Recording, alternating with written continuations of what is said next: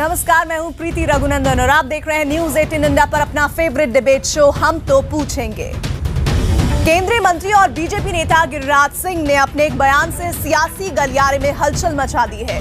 भारत के मुसलमानों का राम का वंशज बताते हुए गिरिराज सिंह ने उन्हें राम मंदिर निर्माण में मदद करने की नसीहत दे दी, लेकिन साथ ही धमकी भरे अंदाज में वो ये भी कह गए कि अगर हिंदुओं के गुस्से की ज्वाला भड़की तो अंजाम न जाने क्या होगा। उनके इस बयान का मकसद जो भी रहा हो, लेकिन विरोधी दलों को उन पर हमला करने का मौका मिल गया और हर दल और हर नेता उन पर टूट पड़ा। इन हमलों के बाद भी गिरिराज सिंह अपने बयान पर कायम है और नए तर्कों से विरोधियों का सामना कर रहे हैं। लेकिन गिरिराज सिंह के बयान ने जो सवाल खड़े किए हैं वो अब भी जवाब की मांग कर रहे हैं और इसीलिए हम तो पूछेंगे, क्या हिंदू अपने देश में मुसलमानों की मदद से राम मंदिर की उम्मीद नहीं कर सकते हैं? हम तो पूछेंगे, क्या मुसलमान आगे बढ़कर राम मंदिर निर्माण में मदद की पहल नहीं कर सकते हैं? और आज एक बार फिर से हम पूछेंगे, क्या सेक्युलरिज्म का नारा बुलंद करने वाले नेता देश में मजहबी एकता नहीं चाहते? इन सवालों पर बड़े पैनल से करेंगे बड़ी चर्चा, लेकिन पहले नजर घटनाक्रम पर। हम तो पूछेंगे में बड़ी बहस, मुगलों की या राम के मुसलमान। जी हां, यह सवाल खड़ा हुआ है केंद्रीय मंत्री गिरिराज सिंह के बागपत में दिए उस बयान के बाद, जिसमें उन्होंने राम मंदिर निर्माण के सिलसिले में मुसलमानों को तकरीबन चेतावनी ही दे डाली। गिरिराज सिंह ने बड़ी बेबाकी से ऐलान कर दिया कि हिंदुस्तान के मुसलमान भगवान राम के वंशज हैं। मुसलमान भाई जो भी भारत में हैं वो प्रभु श्री राम के वंशज हैं, वो मुगल के वंशज नहीं हैं। उनसे निवेदन है कि शिया की तरह वो भी 2 कदम आगे बढ़ें। अधिसंख्यक मुसलमान राम मंदिर के पक्ष में है, जो आड़े आ रहे हैं उनसे निवेदन है कि वो भी आगे आएं। अगर नहीं आएंगे तो हिंदुओं के मन में नफरत होगा। अगर वो नफरत ज्वाला में परिवर्तित हो जाएगा तब क्या होगा? जनसंख्या समाधान फाउंडेशन के बैनर तले आयोजित जनसंख्या कानून रैली को संबोधित करने पहुंचे गिरिराज सिंह राम मंदिर के लिए इस कदर भावनाओं में बह गए कि अयोध्या विवाद को कैंसर की दूसरी स्टेज करार दे दिया, जिसका जितनी जल्दी इलाज हो उतना अच्छा है। जन भागीदारी हो जाएगी, राम मंदिर भी होगा और जनसंख्या नियंत्रण कानून भी होगा। ये समय रहते हो जाए। अभी प्रथम द्वितीय चरण का कैंसर है, अगर नहीं बना तो आगे फिर लाइलाज होगा।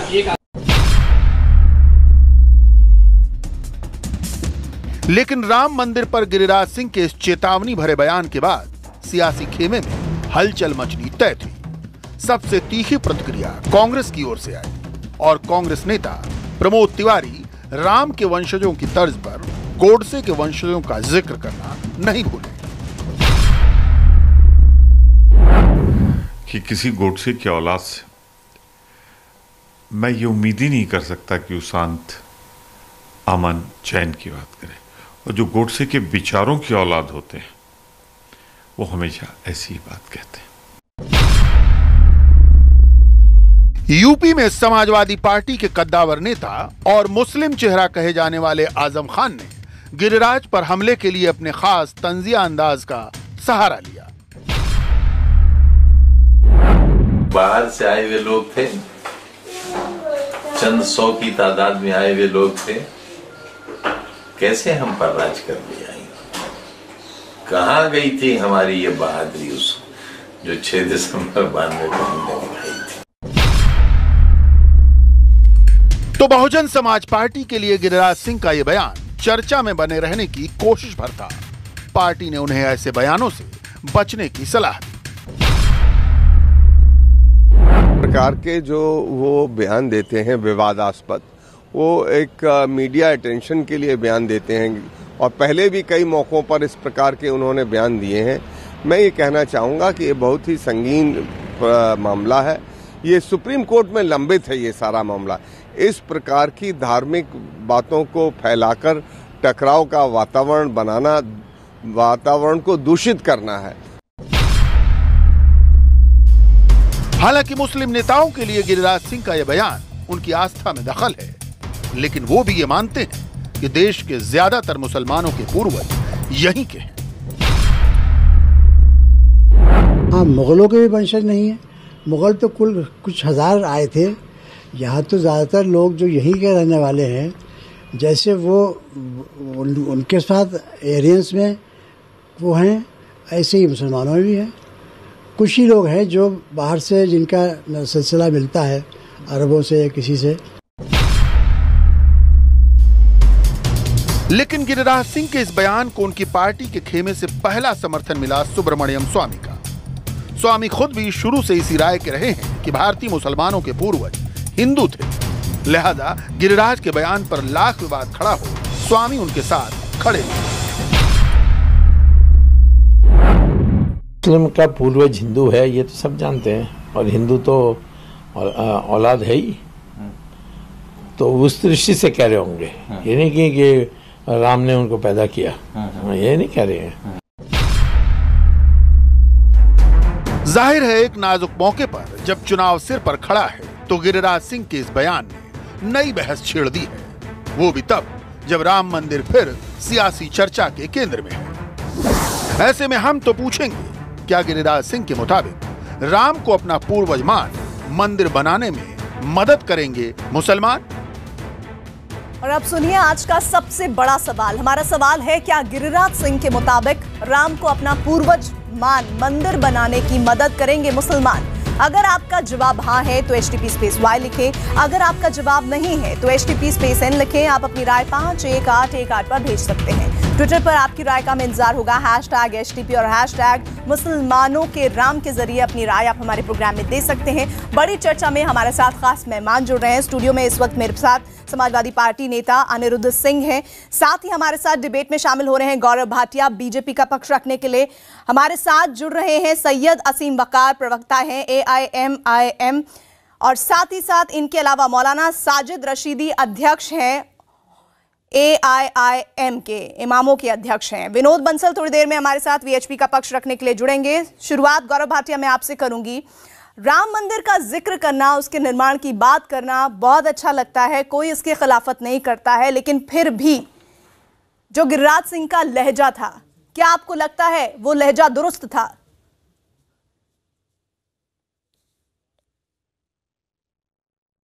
प्रीति जी, गिरिराज जी ने जो आज बात कही, मैं उनका जो वक्तव्य है उसको कोट कर रहा हूं। पहले आज भी उनसे सवाल किया गया, उन्होंने टिप्पणी दी और उन्होंने कहा, और कोट, राम मंदिर बनेगा और मुसलमानों के सहयोग से बनेगा, भाईचारे से बनेगा। ये पहली बात। दूसरी बात जो उन्होंने कही कि ये आवश्यक है कि 100 करोड़ हिंदू भाइयों की भावनाओं को और आस्था को ध्यान में रखते हुए मुसलमान भाइयों और बहनों को सामने आके खुद पैरवी करनी चाहिए कि अयोध्या में भव्य राम मंदिर बने, और उन्होंने निवेदन शब्द का इस्तेमाल किया। और दूसरा भाग जो है जिस पे आप चर्चा करना चाह रही हैं, जिसमें उन्होंने कहा कि अगर ऐसा नहीं होता तो ये स्वाभाविक है कि 100 करोड़ हिंदुओं की भावनाओं को ठेस लगेगी। तो ये बात अहम है, इसमें ऐसी कोई भी बात नहीं की गई जिसको कि हम कहें कि ज्वलंत है। आपने जितने भी पॉइंटर्स उनके बयान के गिनाए, ये अच्छा वाला था जिससे आप गप करके खाना चाह रहे हैं, लेकिन जिसे थू किया जा रहा है विरोधियों के द्वारा, जरा वो बयान भी सुन लीजिएगा जिसमें वो कह रहे हैं आप आधा बयान नहीं सुन सकते ना। आधे बयान पर अगर चर्चा करेंगे तो फिर आप ही का पक्ष होगा, दूसरा पक्ष कैसे उसमें शामिल होगा? उसमें जो आपने सारी बात कही है उसमें आगे सुन लीजिए ना, इसलिए नहीं कर सकते क्योंकि ये विवादित बयान है। ये विवादित बयान इसलिए है कि चुनावी साल है। और जरा वो भी बात सुन लीजिएगा, ये धमकी है सीधे तौर पर गौरव भाटिया, जिसमें वो कहते हैं अगर वो नफरत ज्वाला में बदल जाएगी तब क्या होगा? क्या मायने हैं इस बात के?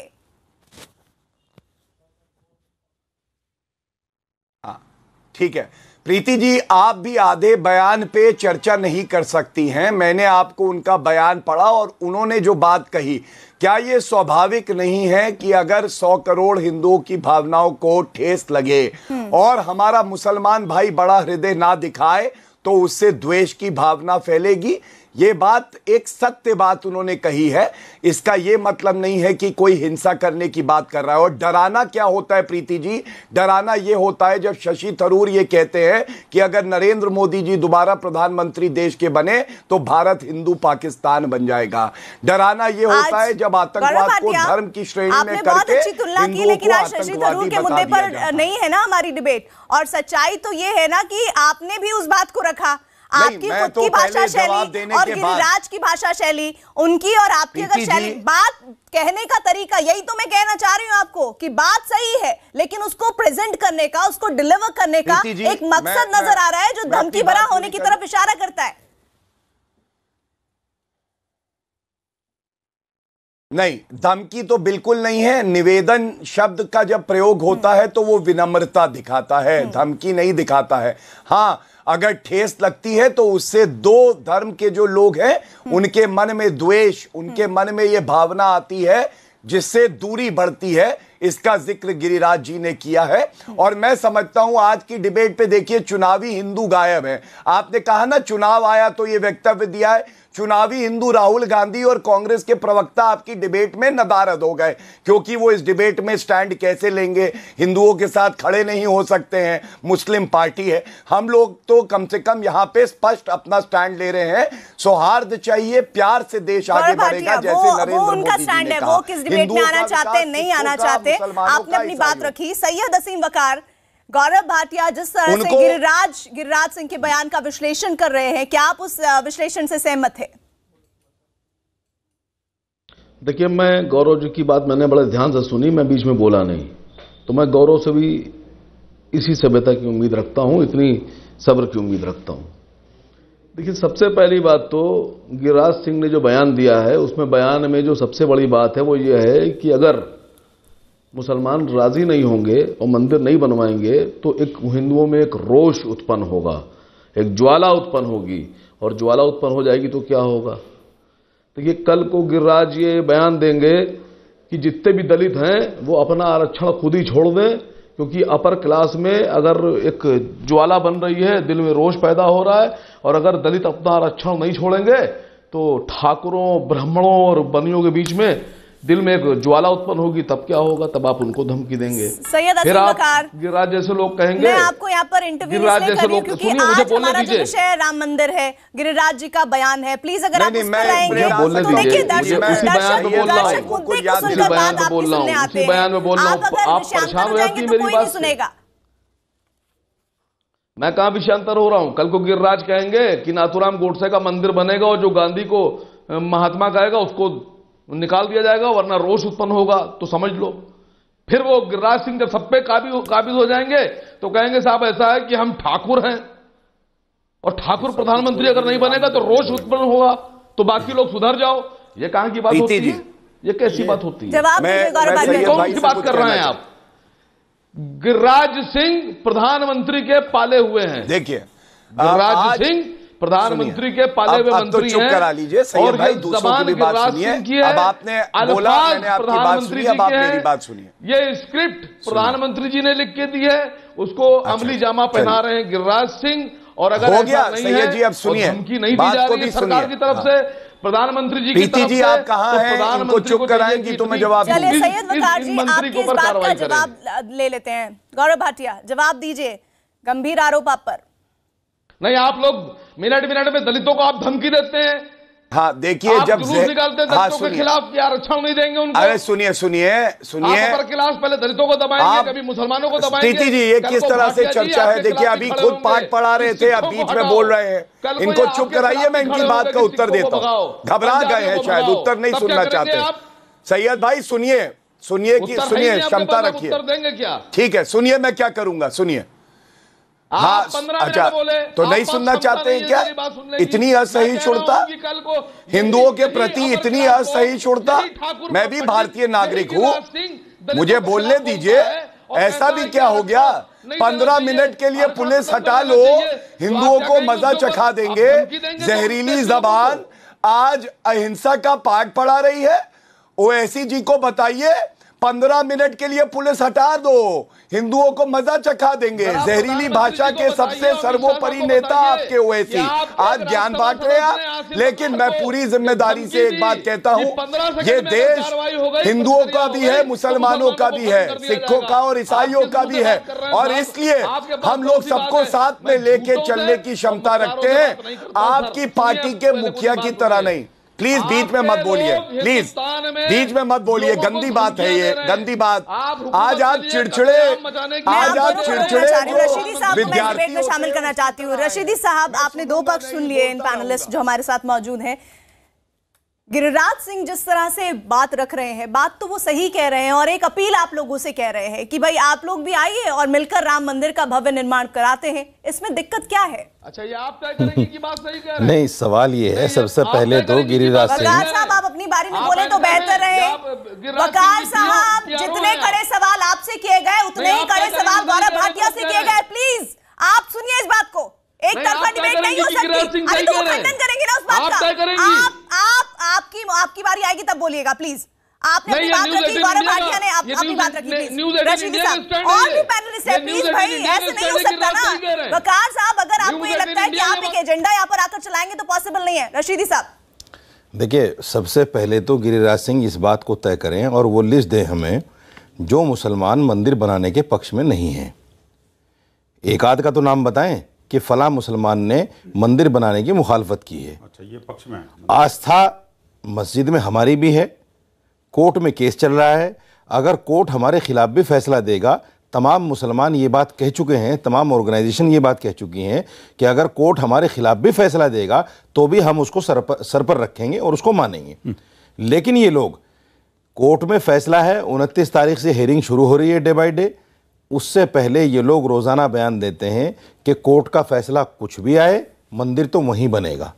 मेरा मानना ये है कि जो लोग देश के संविधान को ना माने, देश की कोर्ट को ना माने, ऐसे लोगों के चरित्र को आप अच्छी तरह समझ सकते हैं कि वो देश में क्या चाहते हैं, देश में क्या चाहते हैं और देश को क्या दिशा देना चाहते हैं। गिरिराज सिंह हमेशा से मशहूर हैं इसी बात के लिए कि वो उल्टे सीधे बयानात देते हैं, अपनी जगह तलाश करते हैं कि बीजेपी में जगह बनी रहे और बीजेपी से कहीं ऐसा ना हो, मुझे चूंकि मेरा एक चेहरा बन गया उल्टे सीधे बयान देने का, कहीं ऐसा ना हो वो नाम लिस्ट से खारिज हो जाए।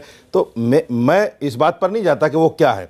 मेरा सिर्फ सीधा मानना यह है कि हर मुसलमान चाहता है राम का मंदिर अयोध्या में बने, हर मुसलमान चाहता है। अच्छा, लेकिन कोर्ट जो कहे उसको भी मानना जरूरी है। अपना मुकदमा वापस नहीं लेगा। प्रीति जी, बड़ी विचित्र बात है। रामलला ट्रस्ट से भी कह दीजिए, अखाड़े से भी कह दीजिए, आओ बैठ के बात कर लेते हैं। इनको बात पूरी करना दो, आ जाओ बैठ के बात कर लेते हैं। आप सिर्फ मुसलमान से क्यों केस वापस लेना चाहते हैं? मौलाना की बात पूरी तो कह रहे हैं समर्थन दे रहे हैं मुसलमान। आप सिर्फ मुसलमान को क्यों केस वापस लेने की बात करते हैं? अरे सुनो तो सही, आप निर्मोही अखाड़े से भी कहिए, रामलला ट्रस्ट से आइए बैठ के बात कर लेते हैं। बात काय के लिए करना, कोई नेगोशिएट करना है क्या? राम मंदिर पर नेगोशिएट करना है क्या? अच्छा, जन्मभूमि को आपको देना है क्या? आपको ये लग रहा है जन्मभूमि मुसलमानों की है, जन्मभूमि जिहादियों की है क्या? अरे मुझे बताइए, देखिए एक तरफ तो ये कहते हैं कि मंदिर बनाने से कौन रोक रहा है और एक तरफ सुप्रीम कोर्ट में लड़ने के लिए सुन्नी सेंट्रल वक्फ बोर्ड उसने काम किया। लक्ष्य तुम काम करो, बताइए अगर सुन्नी सेंट्रल वक्फ बोर्ड और ये मुस्लिम तंजीम है जो माननीय सर्वोच्च न्यायालय का टाइम खराब कर रही है, मुझे बताइए पिछले 70 साल से हम कानूनी व्यवस्था में लड़ रहे हैं, लेकिन इसके बावजूद अब कहते हैं मंदिर कौन चाहते हैं, मंदिर कौन नहीं चाहता, कौन सा मुसलमान नहीं चाहता? अरे भैया, टीवी चैनल के डिबेट आपको यही पता नहीं है? हाई कोर्ट के फैसले को सबसे पहले निर्मोही अखाड़े ने चैलेंज किया था, उसके बाद रामलला ट्रस्ट ने किया था, उसके बाद में सुन्नी वक्फ बोर्ड आया था सुप्रीम कोर्ट में। आपको यही पता नहीं है? एडवोकेट जनरल थे इनके, आप तारीख पढ़िए पहले। और आज वो अपने मस्जिद की तरफ से लड़ रहे हैं। मुझे बताइए, जब हाई कोर्ट ने तो न लड़े मुसलमान मस्जिद की तरफ से, हथियार डाल के बैठ जाए? नहीं, न लड़े मुसलमान मस्जिद की तरफ। आप क्या चाहते हो कि आप 1400 करोड़ चंदा खा जाओ हिंदुओं का, आप 1400 करोड़ मंदिर का चंदा खा जाओ और मुसलमान चुप बैठा रहे? 1400 करोड़ चंदा खा गया आप राम मंदिर का और मुसलमान चुप बैठा रहे? देखिए ये बार बार जो है इस तरह की बात, 1400 करोड़ का चंदा तो दीजिए, मंदिर बनना चाहिए, लेकिन राम भक्तों को चंदा तो दे दो, बनना चाहिए। अरे राम भक्तों को चंदा तो दे दो, मंदिर बनना चाहिए। जो 1400 करोड़ चंदा खाया है आपने, राम के नाम पर चंदा तो दे दो। कौन से राम भक्त? लेकिन हम जो आप राम को राम के नाम पर चंदा लेकर खा गए, डकार गए उसको। ये जो है आप तो डकार गए उसको, बिल्कुल जो है आप तो चोर डकैत हो, बदमाश हो आप। राम के नाम पर भी चंदा लेकर खा जाते हो। इनके गुर्गे बार-बार सुप्रीम कोर्ट का टाइम खराब कर रहे हैं, बार-बार ये इसको धमकी दे रहे हैं। माननीय सर्वोच्च न्यायालय के मुख्य न्यायाधीश को धमकी दे रहे हैं, बताओ कि हम तो ये कर देंगे, हम तो वो कर देंगे। हम धमकी नहीं दे रहे, धमकी आप दे रहे हो। और टीवी चैनल के बैठ पे क्या करते हैं? हम नहीं दे रहे, शाम को आते के साथ आप दे रहे हो। डिबेट शुरू होती है, कहते नहीं हम तो मंदिर चाहते हैं। राम मंदिर क्यों नहीं बनना चाहिए जी? सरकार नहीं बना रही जी, कभी नहीं कहा ये ऑर्डिनेंस क्यों नहीं, मुसलमान ने नहीं कहा, कानून क्यों नहीं लाती जी? लेकिन अपने गुर्गों को नहीं उठाएंगे सुप्रीम कोर्ट से, आखिरकार क्यों? देखिए प्रीति, एक बात बताऊं आपको, नहीं सर, लेकिन अब हिंदुओं के धैर्य की परीक्षा मत लीजिए। बिल्कुल सही है, धैर्य की परीक्षा मत लीजिए, लेकिन कोई धमकी भरा लहजा नहीं अपना सकता। ये परीक्षा ना ली जाए उसके एवज में, ठीक है? अनिरुद्ध सिंह, 500 साल हो गए, 500 साल हो गए, साढ़े 4 साल सरकार आपने चला ली ना, अभी भी चाहते हैं, अभी भी चाहते हैं हिंदू समाज। आखिरकार कब तक संघर्ष करेगा और कब तक आप लोगों को गुमराह करना बंद कर दीजिए, लोगों को गुमराह करना बंद कर दीजिए। आप हिंदुओं को मारना बंद कर दीजिए। नहीं, हिंदुओं को आप लोग हत्या करना बंद कर दीजिए। आप लोग हत्या करवा रहे हैं, आप हिंदुओं की आप लूट करा रहे हैं, आप लोग हत्या करवा रहे हैं। नहीं, बिल्कुल नहीं, गोली चलाते हो। अरे आप लोगों ने, आप जो कर रहे हो दिख रहा है। आप बताइए क्या किया आपने? 4.5 साल में आपने किया क्या अभी तक? जब चुनाव आता है तब आपको राम मंदिर का याद आ जाता है, राम मंदिर आपको याद आ रहा है, अभी हिंदू मुस्लिम याद आएगा, कभी सिख ईसाई याद आएगा। अरे भाई, अरे मुलायम सिंह से पूछो, आप हो गया भैया, उनसे पूछो लगा है, जब आपको लग रहा है कि आपकी जमीन दिख रही है, मुलायम से पूछिए ना, यहाँ से कोई नहीं बचा सकता होता है। 2019 में मोदी जी को यहाँ से जाना ही पड़ेगा पहाड़ पे, जो कहा था थैला उठाएंगे, कौन जाएगा कौन नहीं जाएगा देखिए, मान लीजिए। तो पूरा भारत देख रहा है, भारत ही देख रहा है कौन जा रहा है। आप लोगों ने राम को गुमराह किया है ना, रामद्रोहियों को सजा देते रहेगा ये देश, को गुमराह किया है। रामद्रोहियों को किसी तरह से नहीं बख्शा जाएगा, क्योंकि राम से द्रोह करने वाले लोग, भगवान राम की रोटी सिर्फ मारने वाले लोग, भगवान राम को चलाया आप लोगों ने, संतों की यात्रा को रोकने वाले लोग ये बेनकाब हो गए। धर्म की लड़ाई, भगवान श्री राम की लड़ाई आपको बख्शेंगे नहीं किसी भी हालत में। मंदिर का बन के रहेगा, चाहे समाजवादी गुर्गे कितने ही हो, बनाइए ना मंदिर, आप हिम्मत है तो बनाइए। जहाँ पे अपने गुर्गों को निकालो सुप्रीम कोर्ट से, आपके गुर्गों क्या कर रहे हैं? चाहते हैं जफर आप जलानी क्या कर रहा है? जफर आप जलानी क्या कर रहा है? बताइए। मैं आप दोनों को रोक रही हूँ, ठीक है अनुज जी, एक मिनट।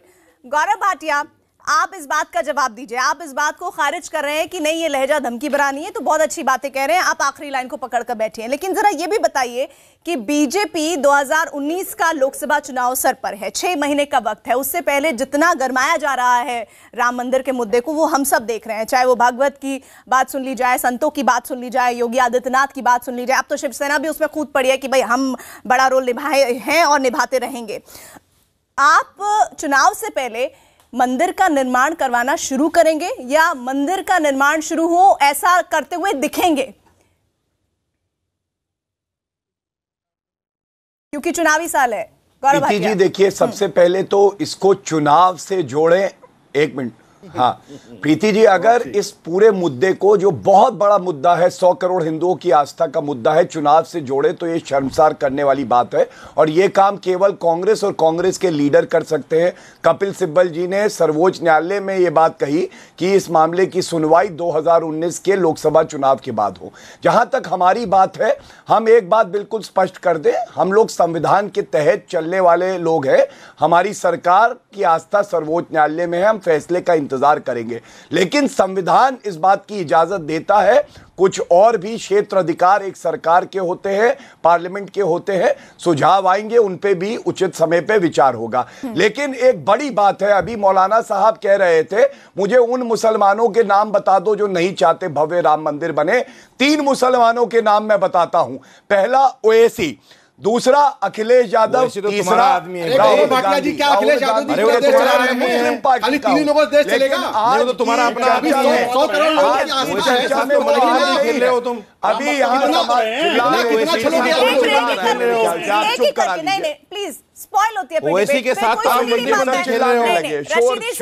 रशीदी साहब, आपसे सवाल किया गया है गौरव भाटिया, आपके सवाल का उत्तर रशीदी साहब देंगे। रशीदी जी। नहीं, वैसी कोई मुसलमानों के नेता थोड़ा ही हैं, वैसे भी एक सियासी आदमी है। मंदिर मंदिर खेल रहे हैं इनके साथ में, तो पूरी कर लूं ना, मंदिर मंदिर इनके साथ में खेल रहे हैं। उसके बाद चुनाव जब आता है, मैं उनके बीच में नहीं बोला था, मैंने अपने समय का इंतजार। झगड़ा किसी ना किसी वक्त में निपटा लिया जाता है, झगड़े का सोल्यूशन निकल सकता है, लेकिन ये झगड़ा नहीं है तो रगड़ा है। इनको रगड़ा, इनको चला के रखना है, ये रगड़ा है, ये झगड़ा है ही नहीं। गौरव भाटिया, रशीदी जी कह रहे हैं कि ओवैसी तो आपके एजेंट है। पहली अपील हाँ, देखिए, ये एजेंट वाला काम मौलाना रशीदी जी को ज्यादा पता होगा, ये क्या करते हैं क्या नहीं, मैं इस पे कोई टिप्पणी नहीं करूंगा। लेकिन एक बात मैं जरूर बिल्कुल स्पष्टता से कहना चाहता हूं प्रीति जी कि हाँ, एक मिनट, मैं अपनी बात पूरी कर लूं। साजिद रशीदी, ये बहुत बड़ी बात कह दी है इसने। भाई चिल्लाते बीच में क्यों हैं प्रीति जी? घबराए हुए हैं आज ये लोग, बड़े डरे सहमे। सुन लीजिए, हाँ, तो मैं अपनी बात पूरी करूं, उसके बाद आप दीजिएगा। मैं प्रीति जी, आप या तो डिबेट को रेगुलेट कर लीजिए या हम लोग एक दूसरे पे चिल्ला लें। तो आप पहले रुकिए, अभी आपका समय नहीं आया है।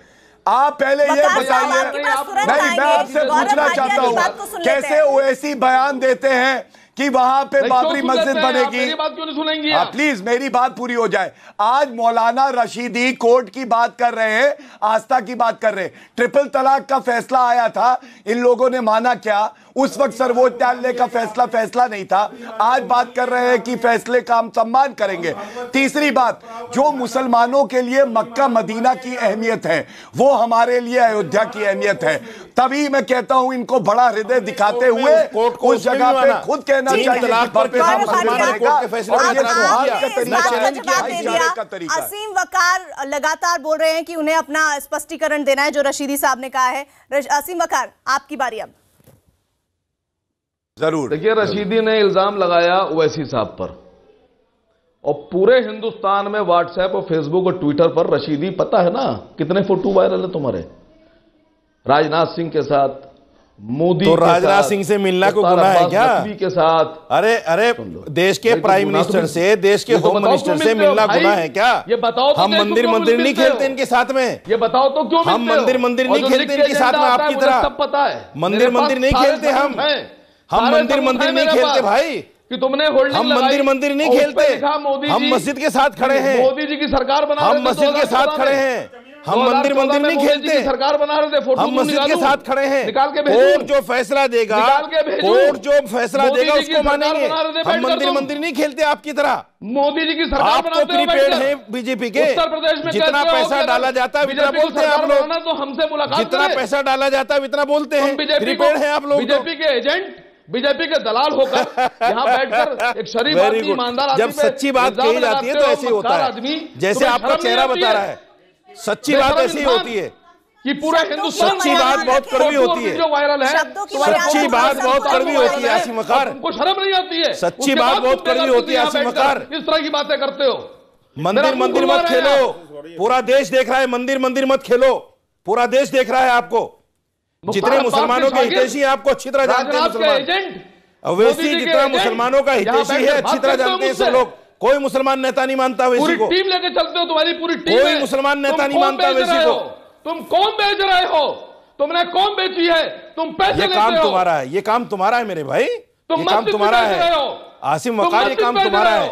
बीजेपी के साथ मिलकर दलाली कर रहे हो और बेच रहे हो कौम को, मस्जिद बेच रहा है बैठकर। ये काम तुम्हारा है, ये काम तुम्हारा है, मेरा नहीं है। हम तो मस्जिद के साथ खड़े हैं, आज भी मस्जिद के साथ खड़े हैं। हिंदू मुसलमान आज भी मस्जिद के साथ खड़े हैं। साथ आना चाहिए, यहाँ तो मुसलमान एक दूसरे के साथ आने को तैयार नहीं है। ये लगातार आप तस्वीरों में देख रहे हैं। अनिरुद्ध सिंह, यहाँ सवाल है उस सोच का जो मंदिर और मस्जिद के साथ खड़ी है। आपने अपनी बात ही नहीं रखी, आप एजेंट पे आ गए, आपने आरोप प्रत्यारोप। नहीं विनोद जी, एक मिनट। अनिरुद्ध सिंह, जरा इस बात का उत्तर दीजिए। आपकी पार्टी तो सेक्युलरिज्म के लिए जानी जाती है ना, जरा आप भी बता दीजिए। बीजेपी, आप लगातार आरोप लगा रहे हैं कि बीजेपी लगातार इस मुद्दे को राजनीतिक रंग दे रही है, राम मंदिर। समाजवादी पार्टी का क्या स्टैंड है? समाजवादी पार्टी ने कभी ऑब्जेक्शन नहीं किया। आप बनाइए मंदिर, आप लाए ना ये भाई, ये अभी बंसल साहब लोगों को ऐसा दबाइए मत, लोगों की आवाज मत दबाइए। लगाएंगे बंसल साहब, लोगों की आवाज मत दबाइए। जब मैं बोल रहा था तब आपने आवाज बड़ी जनता दबाएगी, बड़ी आवाज जनता दबाएगी और समाजवादी पार्टी सबसे बड़ी हिंदुओं की दुश्मन है। क्या बात कर रहे हो आप? हमेशा से हिंदुओं का दमन किया समाजवादी पार्टी, हमेशा हिंदुओं की राम भक्तों को हत्या कर दी, हिंदुओं को छल लिया आप लोगों ने, उनकी भावनाओं को छला है। अभी भी आपको शर्म नहीं आ रही आप लोगों को? बताइए यहाँ पे समाजवादी का पार्टी है, आप सिर्फ आतंकवादियों का पैसे से सिर्फ अपनी भावनाओं से खेलना चाहते हैं। आप लोगों को आप जानते हैं आप समाजवादी पार्टी है, आप लोगों को हमेशा से समाजवादियों का साथ देती है। बिल्कुल आप भड़काना चाहते हैं, आप लोगों की भावनाएं भड़का रहे हैं, आप लोगों की भावनाएं भड़का रहे हैं। आप चाहते हैं जब मुलायम चुनाव आएगा इसी की बात करेंगे, की बात करते हैं, आपके पास कुछ ही नहीं, इसके अलावा कुछ नहीं है। आज आप सिर्फ और सिर्फ चिल्लाइए, चिल्लाने के अलावा कुछ नहीं है। आप जी बिल्कुल, अरे आपको बहस करनी है ना, आपको बहस करनी तो आइए ना विकास पे, आप विकास से बात करिए। जब आप सरकार पे हार करना यही सेक्युलरिज्म है ना, बेटी बचाओ बेटी पढ़ाओ, कहां चले गए आपकी है ना आपका? बिल्कुल सेक्युलरिज्म नहीं है। अरे आप ये किस चीज के लिए गुजरात, आप अपना राष्ट्रीय देखिए ना, कितने उसके ऊपर आरोप है। संसद में प्रस्ताव बता रहा, आप बताइए क्या अपना जो आपका राष्ट्रीय अध्यक्ष बैठा हुआ है वहां पे, एक बात बता दो। नहीं आप बताइए क्या करेंगे? बिल्कुल करेंगे। आप बताइए, आपके राष्ट्रीय अध्यक्ष पे इतने सारे आरोप लगे हुए हैं, आप लोगों ने क्या किया उस पे? कौन से राष्ट्रीय अध्यक्ष की बात कर रहा हूँ, बीजेपी का प्रवक्ता बैठे हैं। अरे वो आप कहां से हैं? आप कहीं दूर नहीं है उससे। अनिरुद्ध सिंह, उन्होंने एक बात का जवाब आपसे लेना चाहा। मैं गौरव और असीम वकार के पास जाऊं, उससे पहले आप इस बात का उत्तर दीजिए जो वो सवाल पूछ रहे हैं कि भाई अगर संसद में आता है अगर ये प्रस्ताव, तो आपका क्या स्टैंड है? मामला जब उच्चतम न्यायालय के अंदर है, वो तो छोड़ दीजिए। नहीं क्यों छोड़ दें? क्यों छोड़ दें? अरे संसद में आप SC/ST प्रस्ताव आने वाला है, जहां पे सुनने की क्षमता रखिए, सुनने का पेशेंस रखिए भाई। आप जहां आपका फायदा दिखता है वहां पे तो आप सारे कानून पलट देते हैं। अरे बिल्कुल राम जन्मभूमि मेरा फायदा है, बिल्कुल राम जन्मभूमि मंदिर बनाना मेरा फायदा है। 4 साल में क्यों याद है आपको? 4.5 साल में को मरवाना क्यों नहीं याद आया? अरे अभी तक क्यों नहीं याद आया भाई? सरकार आपकी देश में आपकी सरकार, आप लाइए कानून बना दीजिए। कौन मुसलमान रोक रहा है? कौन सी पार्टी रोक रही है? बट नहीं बोलते कि राम जन्मभूमि पर मंदिर नहीं बनने देंगे। नहीं, आप सिर्फ खिलवाड़ कर रहे हैं। आप लोगों की भावनाओं से खिलवाड़ कर रहे हैं। आप लोगों की भावनाओं से खिलवाड़ कर रहे हैं। आप लोगों को छलने का काम कर रहे हैं। समाजवादी पार्टी क्या सोचती है इस बारे में? मंदिर बनना चाहिए नहीं बनना चाहिए? समाजवादी पार्टी ने कभी ऑब्जेक्शन नहीं किया किसी चीज का। आप लाइए कानून बना दीजिए। आप ऐसे 3 तलाक पे कानून ले आते हो, आप SC/ST पे कानून ले आते हो, समर्थन करेगी ना? आप इसमें क्यों कानून की इच्छा कर रहे हो भाई? समर्थन करेगी ना? आप क्यों इच्छा कर रहे हो? आप सुप्रीम कोर्ट में आप ले आइए ना, सरकार आपकी है। अरे तो यही तो पूछ रहे हैं कि आपका क्या स्टैंड है? आप लाइए तो, ये तो लाए तो सही। मैं कहता हूँ ला रहे हैं, इच्छा नहीं है। नहीं, 4.5 साल ला रहे हैं, मान लीजिए। चलिए मैं कैसे मान लूं? इनकी नियत पे साफ भरोसा नहीं है। अरे मैं कहता हूं मेरी नियत खराब है। आपकी नियत ठीक है कि नहीं? आपकी नियत ठीक है, आपकी नियत साफ नहीं है, ठीक है? समर्थन करोगे? राम मंदिर के मसले पर आपकी नियत साफ नहीं है। प्रस्ताव का समर्थन करोगे? गौरव भाटिया समर्थन करोगे? आप ले आइए और सब लोग समर्थन करेंगे। गौरव भाटिया, राम मंदिर के मुद्दे पर आपकी नियत साफ नहीं है, SP बोल रही है। देखिए प्रीति जी, समाजवादी पार्टी क्या बोलेगी? 27 साल इन्होंने जो भुनाया है इस मुद्दे को। मेरे पास पिछले साल की कटिंग है। इनके राष्ट्रीय अध्यक्ष मुलायम सिंह यादव जी कहते थे कि मैंने जो कार सेवकों पे गोली चलाई वो सही चलाई। ये मतलब काम कर रहे हैं तुष्टीकरण की राजनीति का। इन्होंने हमेशा सांप्रदायिक राजनीति करी है। अब बीच में बोल रहे प्रीति जी, चुप करा लीजिए। आपको चुप कराना पड़ेगा, मैं बीच में ऐसे चिल्ला नहीं पाऊंगा, प्लीज। पहले तो आप भी यही कहते थे। आप चुप कराएंगी तो मैं बोलूंगा, वरना आप पहले तो आपके सवाल को मैंने टॉस किया है ना। अब मैं बोल सकता हूं प्लीज सर, एजेंट का खेल हमने खेल लिया, अब प्लीज उनको उत्तर दे दीजिए, फिर मैं आपके पास ही आऊंगी। वकार के भी, अनिरुद्ध के भी और गौरव। चलिए रशीदी साहब ने भी अपना एक सवाल बीच में डाल दिया। प्रीति जी, गौरव भाटिया, पूरा मैं आ सकता हूं हाँ, पूरा देश ये जानता है कि हिंदू अस्मिता की लड़ाई अगर किसी ने लड़ी है तो भारतीय जनता पार्टी ने लड़ी है। Congress, Samajwadi Party, AIMIM, TMC, इन सब पार्टियों ने बहुसंख्यक हिंदुओं को सेकंड रेट सिटीजन बना दिया था भारत में। हमने पहचान की लड़ाई लड़ी और राम मंदिर पे भी अगर कोई पार्टी है जो अडिग है, अटल है, सच्चाई से मांग करती आई है तो वो भारतीय जनता पार्टी है। और फिर से कहते हैं, हमारी न्यायालय में आस्था है। उच्च न्यायालय से हम जीते थे, सर्वोच्च न्यायालय से भी तथ्यों के आधार पर हम जीतेंगे। लेकिन समाज को बांटने का काम अभी दलितों की बात करने लगे, कभी धर्म पे कभी जात पे बांटती है कांग्रेस, बांटती है समाजवादी पार्टी। इस राजनीति को खत्म होना होगा और विकास की राजनीति पे जो नरेंद्र मोदी जी कर रहे हैं देश को चलना होगा। पूरा देश देख रहा है आप ये पूरे की कौन बांट रहा है देश को। जातियों में बांटना आपका काम है, आपके नेताओं का काम है। जब से भारतीय जनता पार्टी सरकार बनी है आप लोगों ने किया क्या है आप बताइए। हमें विश्वास है, आपको चुनाव लड़ना है ना, अभी चुनाव 2019 समाजवादी पार्टी भैया तुम तो थे भी नहीं करिए विकास में। जब मुजफ्फरनगर दंगों में कुछ भी नहीं कहने को, लाशों पे धर्म ढूंढ रहे थे, मुआवजा मुसलमानों को मिल रहा था, हिंदुओं को नहीं। सर्वोच्च न्यायालय ने ऐसा तमाचा मारा समाजवादी पार्टी को कि उनको वो ऑर्डर विड्रॉ करना पड़ा। तब तुम नहीं थे शायद पार्टी में, अभी नए नए आए हो। पहले इतिहास को जानो।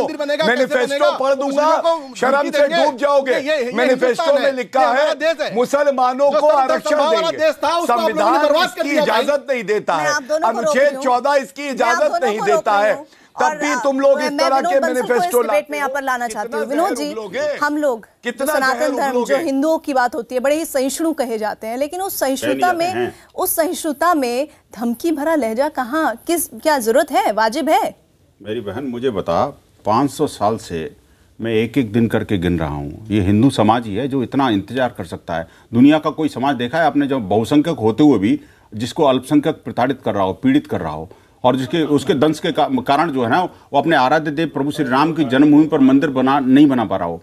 आप देखिए 60 साल तो हमने हाई कोर्ट में लड़ा और 8 साल से सुप्रीम कोर्ट में लड़ रहे हैं, लेकिन अभी तक सुनवाई की बेंच तक का गठन नहीं हुआ, पता है। और जब सुनवाई शुरू हुई तो उसके बाद जो है मायावी शक्तियां इतनी हावी हो गई सुप्रीम कोर्ट के ऊपर। कौन सी मायावी शक्तियां थी? कांग्रेस की से मैं जानना चाहूंगी, रशीदी साहब से समझूंगी और अनिरुद्ध से भी समझूंगी और साथी गौरव भाटिया तक भी जाऊंगी। तो पूछेंगे मैं आज का सवाल एक बार फिर से आप सुन लीजिए। क्या गिरिराज सिंह के मुताबिक राम को अपना पूर्वज मान मंदिर बनाने में मदद करेंगे मुसलमान? इस पर बड़ी तादाद में हमें एसएमएस मिल रहे हैं और ट्विटर पर जवाब मिल रहे हैं। 66% लोगों का जवाब हाँ में आया है कि हाँ मुसलमान मदद करेंगे, और यही सवाल हमने ट्विटर पर पूछा था और 53% लोगों ने इसका जवाब हाँ में दिया है। अब आगे बढ़ेंगे, हम तो पूछेंगे में, लेकिन उससे पहले सुन लेते हैं बीएचपी के संयुक्त महामंत्री सुरेंद्र जैन का राम मंदिर पर न्यूज 18 को दिया गया एक्सक्लूसिव बयान।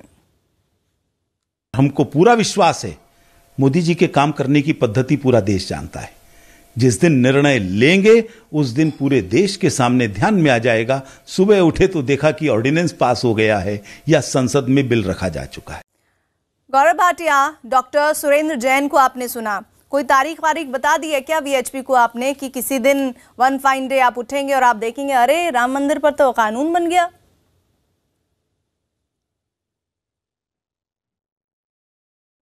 देखिए प्रीति जी, मैं समझता हूं कि छलावा करना जो है वो कांग्रेस का काम है, और मैंने जैसा पहले भी कहा भारतीय जनता पार्टी की तरफ से कि संविधान के दायरे में रहते हुए ही सारे कदम उठाए जाएंगे। लेकिन एक बात हमें ये जरूर समझनी होगी कि तुष्टीकरण की राजनीति का अब अंत हो रहा है जो कांग्रेस और एआईएमआईएम और समाजवादी पार्टी करती आई हैं। हिंदू आतंकवादी हैं, हिंदू तालिबान, हिंदू पाकिस्तान, ये सब जब शब्द हिंदू सुनते हैं तो उनकी भावनाएं आहत होती हैं और इसके खिलाफ हमारी जंग है। और हमें समझना होगा कि भव्य राम मंदिर अयोध्या में बनेगा क्योंकि भगवान राम जो सबके लिए पूजनीय है उनका जन्म अयोध्या में हुआ था। आज कांग्रेस आपकी डिबेट में नहीं आई प्रीति जी, वो इसीलिए नहीं आई है क्योंकि वो चुनावी हिंदू है। उनको ऑर्डिनेंस पर बोलिए ना, केवल वोट बैंक के लिए। सुरेंद्र जैन ने जिस अथॉरिटी से, जिस कॉन्फिडेंस से बोला है, उनकी बात में कितना दम है? क्योंकि वीएचपी से जब कोई आवाज आती है तो सीधे जोड़ा जाता है कि बीजेपी कनेक्शन है।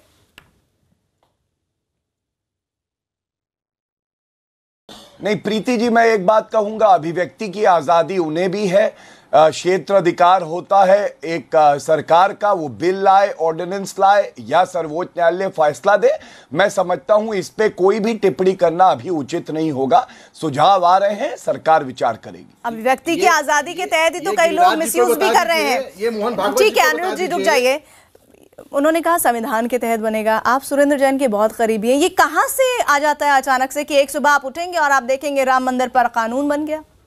आपको पता है कि 6 दिसंबर 1992 क्या हुआ था? सर प्लीज टॉपिक पर। नहीं टॉपिक मैं बिल्कुल वहीं आ रहा हूँ भैया, बिल्कुल मैं वही बात आपको याद दिला रहा हूँ कि किसने सोचा था कि वो पाप का ढांचा जो था, बाबरी ढांचा जो था, जो प्रभु श्री राम की जन्मभूमि पर था, वो ढह जाएगा 4 घंटे के अंदर। 4 घंटे के अंदर सदियों पुराना ढांचा ढह गया। मैं कहता हूँ देखिए वो क्यों ढहा? प्रीति जी इसके पृष्ठभूमि में जाना पड़ेगा। सुनो 3 दिन पहले, हाँ 3 दिन, 30 सेकंड क्या, मैं 25 सेकंड में 6 दिसंबर 1992 से 3 दिन पहले हाई कोर्ट का वर्डिक्ट आने वाला था, लेकिन कांग्रेस ने वो वर्डिक्ट को विड्रॉ कर लिया, होल्ड कर लिया। इसके कारण राम भक्तों को गुस्सा वहां पर टूट पड़ा। अब ये स्थिति जो आज देश के अंदर हो रही है, हिंदुओं के धैर्य की परीक्षा हो रही है, और जब ये धैर्य टूटेगा तो पता नहीं कब क्या होगा। और देखिए सरकारों की बात जहां तक है, मोदी जी के बारे में आपको पता है कि वो कमिटमेंट के पक्के हैं, योगी जी और मोदी जी, और वो उन्होंने अब राइटिंग में कमिटमेंट किया हुआ है। 1979 के पालन पर अधिवेशन किया हुआ है, तो इसलिए कोई टिप्पणी नहीं की। नहीं टिप्पणी, अरे सुरेंद्र जैन जी मेरे संयुक्त महामंत्री हैं, मेरे मार्गदर्शक हैं, तो उनकी बात पर टिप्पणी कैसे कर सकता हूं? उन्होंने जो बात की सही की है। और अब जो बयान आ रहे हैं, अब वो किसी भी कीमत पर बनाकर रहेंगे। आपका क्या स्टैंड है? देखिए बंसल जी का भी जवाब दूंगा, और अभी जो इससे पहले बात हुई थी उसका भी। निर्मोही अखाड़े के रामविलास वेदांती जी ने ये इल्जाम लगाया था विश्व हिंदू परिषद पर कि कितना क्या खा गए रामविलास वेदांती, तो खाली भी नहीं तोड़ने में कुछ पढ़ लिया करो, समझ लिया करो यार, अरब खा गए। आप इसको ओवैसी की तरह मत बोला करो यार, कम से कम देखो वो झूठ का पुलंदा है तो कम से कम आप बताएं यार, कुछ तो थोड़ा रिफाइन करके बोलो ना यार। का मामला ओवैसी जी की तरह मत बोलो यार, आपको पता नहीं, आपको पता ही नहीं किसने क्या बोला और किस परिप्रेक्ष्य में बोला, क्यों बोला। दूसरे राम मंदिर की बात नहीं करोगे, इधर उधर की बातें करोगे। आपने कहा डिबेट को डिरेल करने वाले ये लोग हैं। राम मंदिर, मुझे बताइए अगर संसद में प्रस्ताव आता है तो क्या एआईएम समर्थन करेगा? मुझे बताइए, आप समर्थन करोगे या विरोध करोगे? आप इतना बता दोगे आपको, पता लग जाएगा। अपने लड़के तक कहिए कि गोवा जाए, अपने लड़के तक कहिए कि तलवार पकड़ो, गौ आतंकी बनो, गौरक्षक दल में भर्ती हो, क्या मतलब क्या ये क्या वही भाषा का प्रयोग कर रहे हैं। 15 मिनट के लिए छोड़ दो और आप दोनों सर भाई, मैं सही तुम गलत, तुम सही नहीं हो सकते, ये नहीं चला। नहीं ठीक है रशीदी जी, सुरेंद्र जैन का हालिया बयान, मोहन भागवत का बयान, योगी आदित्यनाथ का बिटवीन द लाइन बयान राम मंदिर निर्माण को लेकर, आपका क्या स्टैंड है? क्या कुछ अंदेशा संदेश जाना चाहिए 2019 से पहले? बीजेपी इसकी तैयारी में है क्या? देखिए जिस तरह से पिछले 2-3 सालों में बीजेपी की लोकप्रियता घटती जा रही है और दिन ब दिन ग्राफ गिर रहा है, उसमें कहीं ना कहीं ऐसे लोग इनको पैदा करने पड़ेंगे, और ये कर रहे हैं जो वक्त वक्त पर बयान देंगे, जो वक्त वक्त पर बयान देंगे। मेरा मानना ये है नहीं करेंगे, ये आप ऐसे झूठ बोलते रहोगे। राम मंदिर कौन नहीं चाहता? सुनिए वकार साहब थोड़ा आप भी कान खोलकर सुन लीजिएगा। गिरिराज सिंह के बयान पर तो इतना विवाद खड़ा हो रहा है जिसको लेकर हम चर्चा भी कर रहे हैं, लेकिन वक्त सौबात की एक बात का हो चला है। अर्पिता आर्या के पास जाएं उससे पहले AIMIM नेता असदुद्दीन ओवैसी का वो बयान भी सुनना जरूरी है, जिसमें प्रधानमंत्री के लिए अगर वो इस तरह के लहजे का इस्तेमाल करते हैं तो क्या ये जायज है? सुनिए वो बयान। जबान भी और अल्फाज भी मोदी की है वो, क्योंकि जो मोदी की सोच है वो गिरिराज, तो नाम तो गिरिराज का है, मगर वो अल्फाज और जबान और सोच पूरी नरेंद्र मोदी की है। और हम तो सरकार से इतना ही कहेंगे कि यूनाइटेड नेशन की एक रिपोर्ट आई है जिसमें यही बात लिखा गया है कि हिंदुस्तान में, भारत में, इंडिया में माइनॉरिटीज़ पर इस तरह के वाक़यात में इजाफा हो रहा है। तो इसकी जिम्मेदार, अगर मुल्क का नाम बदनाम हो रहा है तो इसका जिम्मेदार नरेंद्र मोदी प्राइम मिनिस्टर है।